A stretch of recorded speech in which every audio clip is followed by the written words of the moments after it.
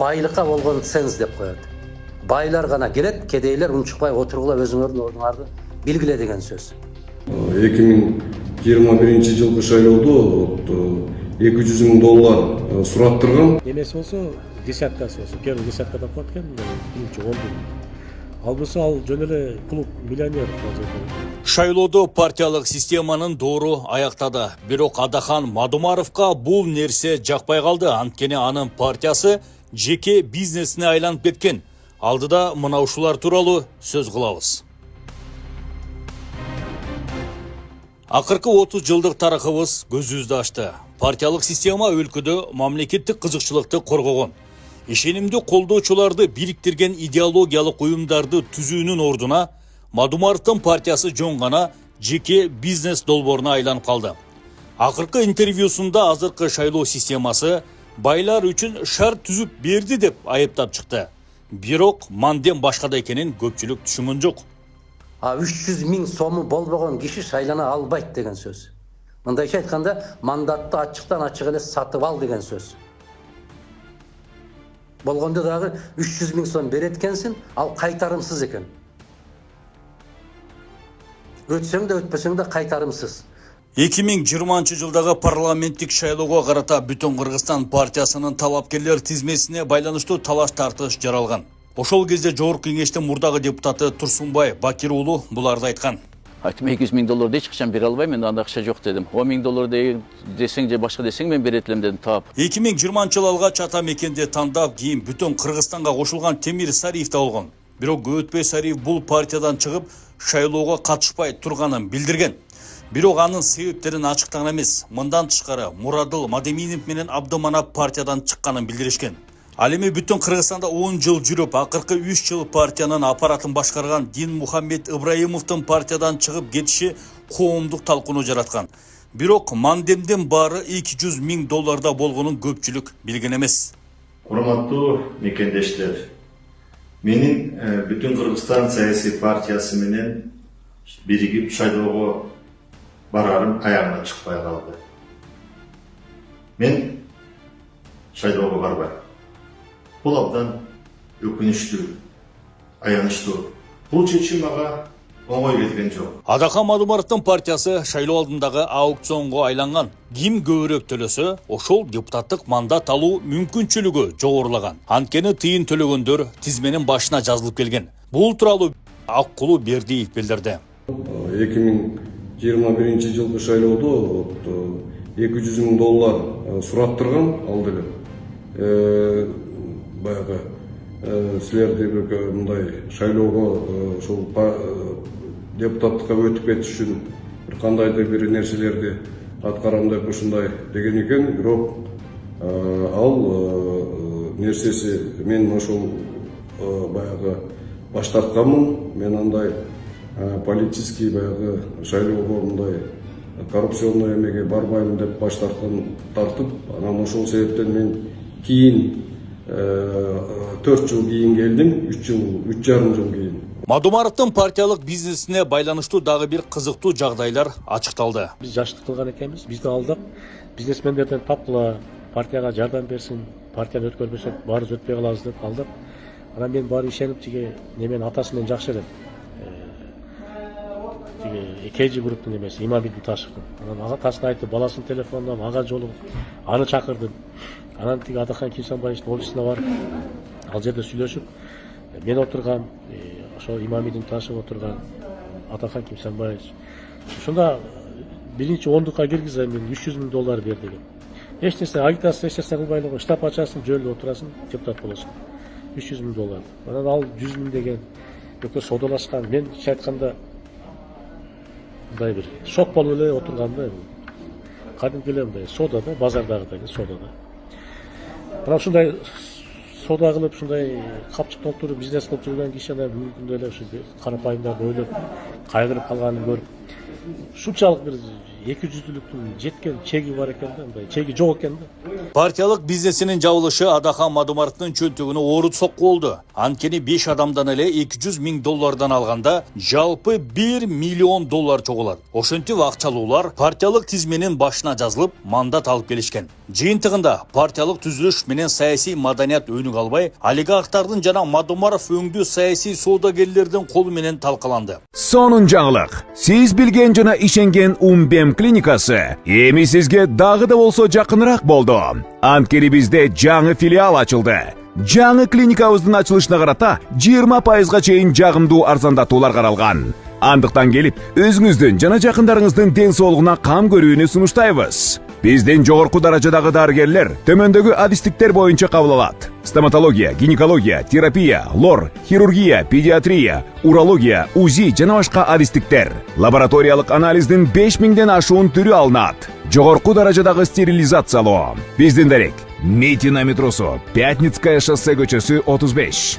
Телефон номерибиз 8925 103 27 77. Натыйжада коомчулукта бул системага болгон ишеним толугу менен жоголуп, жоюлуп кетти. Азыр болсо заман башка. Мурункулардай болуп 200 000 долларды Мадумаровго бериштин кереги жок. Болгону мамлекетке 300 000 сом төгөсүң, бул акча шайлоо иштерине жумшалып, мамлекеттин эсебинен каражат коротулбайт.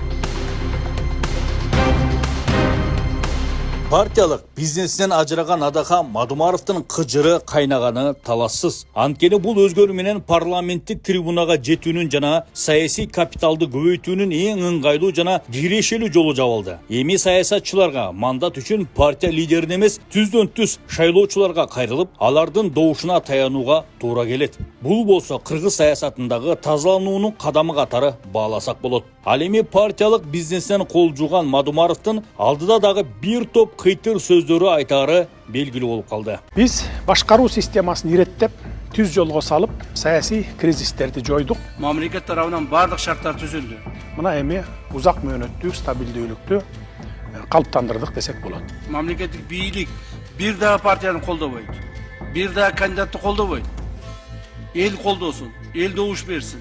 Өлкө башы Садыр Жапаров жогорку кеңештин депутаттарын мөөнөтүнөн мурда шайлоо дайындалышына жана өлкөдө жүргүзүлүп жаткан шайлоо реформасына байланыштуу элге кайрылуу жасап, бир катар маанилүү билдирүүлөрдү айтты. Мамлекет башчы шайлоонун тазалыгын камсыз кылууда бийликтин аралашпастыгына кепилдик берип, негизги жоопкерчилик шайлоочуларга жүктөлдү. Мындан ары добуш саноодо жана жыйынтык чыгарууда бийликтин эч кандай таасири болбойт. Алдыңкы мүнөттөрдө шайлоолор тууралуу сөз кылмакчыбыз. Эгемендүүлүк алган күндөн тартып шайлоо системасы өлкөнүн тагдырын бычак үстүндө чече турган негизги куралы болуп калды. 1991 31 августта президенттик шайлоо жөнүндө мыйзам кабыл алынып, 12 октябрда жалпы элдик добуш берүү өткөн. Ошентип 2 319 780 жаран катышкан бул шайлоодо Аскар Акаев 95% добуш менен жеңип чыкты. Бирок ошол кезде эгилген отоо чөп шайлоодогу мыйзамсыздыктын уругу тамырлашып, 30 жыл бою жулунбай келген.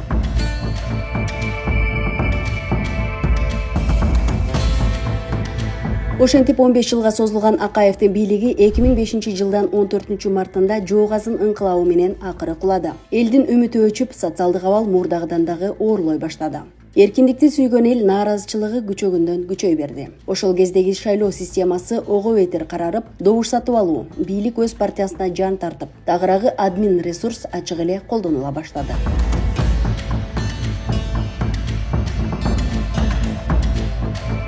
Кыргызстан тарыхы 2005 жылы жаңы баракты ачты. Бирок бузулган шайлоо системасы кайрадан эле саясий оюндар менен коштолуп, Курманбек Бакиев 6 талапкердин ичинен 89% менен жеңип чыкты. Жакшы жашоо күткөн элдин үмүтү бул жолу дагы акталган жок. Бакиевдин кадр жана экономикалык саясаты өлкөнү алдыга эмес, артка тартты. Натыйжада кайрадан элдик толкундоолор жаралып, 90дон ашык адамдын өмүрү кыйылган кандуу окуялар менен коштолду. Бакиев болсо өлкөдөн качып кетүүгө аргасыз болду.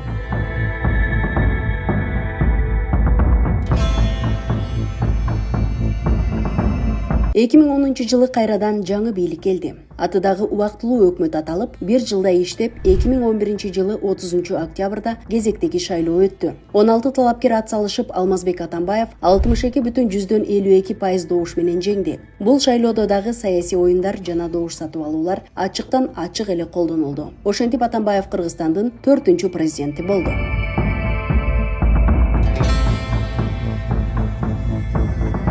2017-жылы 15 октябрда Кыргызстан тарыхында биринчи жолу бийлик мыйзамдуу жол менен Атамбаевдин досу Сооронбай Жээнбековго өттү. Бирок шайлоо албетте нааразычылыктардын көлөкөсү жана добуш сатып алуулар менен коштолгону жашыруун эмес. Бул шайлоодо админ ресурс ачыктан ачык колдонулганын жалпы журт жакшы билет.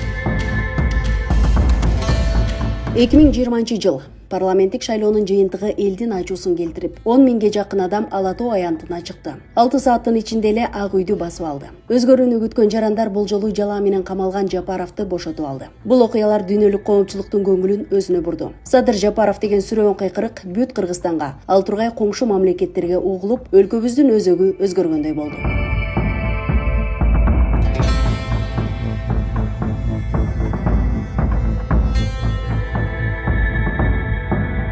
Ошентип 2021 жылы 28 январда элдин тагдыр чечүүчү тандоосу менен Садыр Жапаров президент катары толук кандуу ишке киришти. Акыркы 5 жылдын ичинде өлкөнүн саясий жолу бекемделип, экономикалык абал жакшырып, коррупциянын тагдыры талкаланды. Уюшкан кылмыштуу топтордун ишмердүүлүгү токтотулуп, шайлоо системасы түп тамыры менен өзгөрүүгө багыт алды. Өлкө башчы өзү баш болуп, алдыдагы шайлоолор таза өтөрүн баса белгилеп, ал тургай депутаттарды шайлоодо өзү көзөмөл кыла турганын баса белгиледи. Кыргызда оозун сүткө күйгүзгөн айранды үйлөп ичет деген таасын айтылган сөз бар. Анын сыңарындай шайлоонун шайтан оюндарынан 30 жылда 3 жолу төңкөрүш көргөн жаныбыз шайлоо системасын адам фактору аралашпагандай кылып, толук санариптештирип, автоматташтырып салдык. Мен муну менен эмнени айткым келди? Мындан ары шайлоолордо добуш саноодо жана жыйынтык чыгарууда бийликтин эч кандай таасири болбойт. Добуштарды компьютер санайт, жыйынтыгын дароо компьютер чыгарып берет. Андан кийин кол менен дагы санап алсаңыздар болот. Жыйынтыгында эч айырма болбойт. Ошол эле компьютер чыгарган жыйынтык жана кол менен санаган бюллетендер бирдей чыгат. Президент Садыр Жапаровдун айтымында Кыргызстандын шайлоо системасы адам факторунун кийлигишүүсүн жокко чыгаруу максатында толугу менен санариптешип жана автоматташтырылды. Мындан ары шайлоолордо добуш саноодо жана жыйынтык чыгарууда бийликтин эч кандай таасири болбойт. Жаңы шайлоо мыйзамынын негизги артыкчылыгы катары депутаттык орундардын сатылыш доору артта калганында болду. Эми талапкерлер өз күчү жана элдин ишеними менен гана атаандашары айтылып, бул мурдагы шайлоолордогу коррупциялык схемаларга бөгөт койду. Бир кездерде партиялык тизмеде башка орунга жазылуу үчүн олчойгон суммадагы каражатты коротуп келишкен. Эми бир гана элдин добушу менен шайланууга жол ачылды. Бул өзгөрүүлөрдүн бардыгы Кыргызстанда саясий туруктуулукту бекемдөө, партиялык монополияны жоюу жана шайлоонун тазалыгын жогорулатуу максатын көздөйт. Биз башкаруу системасын иреттеп, түз жолго салып, саясий кризистерди жойдук, экономикалык өсүштү камсыз кылдык.